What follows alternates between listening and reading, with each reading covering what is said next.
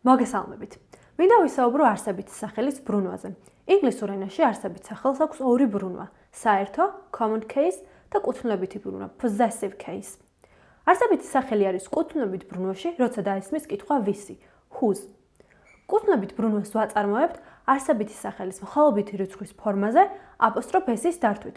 ხოლო როცა არსებითი სახელი არის მრავლობით რიცხვში, მას მხოლოდ აპოსტროფი უნდა დავუმატოთ. მაგალითად, boys book, ბიჭის წიგნი, boys books, ბიჭების წიგნები.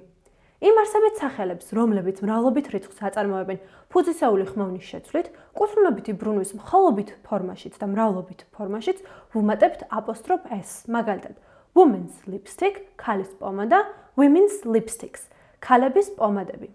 აპოსტროფ-s-ი დაერთვის ინიციალებსაც, მაგალითად, the PM's secretary, პრემიერ-მინისტრის მდივანი, ხოლო თუ ორი ან მეტი პიროვნება ფლობს რაიმე საგანს, აპოსტროფ-s-ი უნდა დავუმატოთ ბოლო პიროვნებას.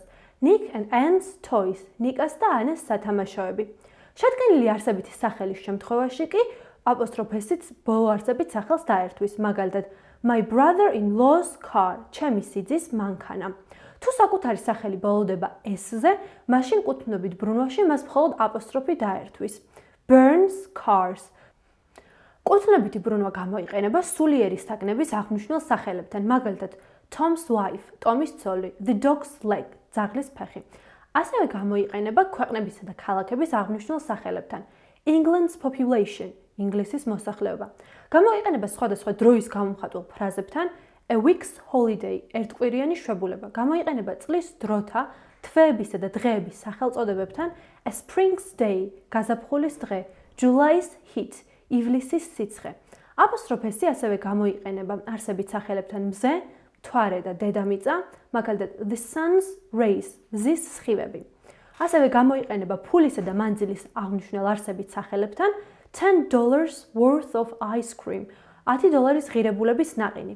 ხოლო როცა გვაქვს უსულო არსებითი სახელები, მაშინ კუთვნილებითი ბრუნვას გამოხატავს of ფრაზა, the windows of the house, სახლის ფანჯრები.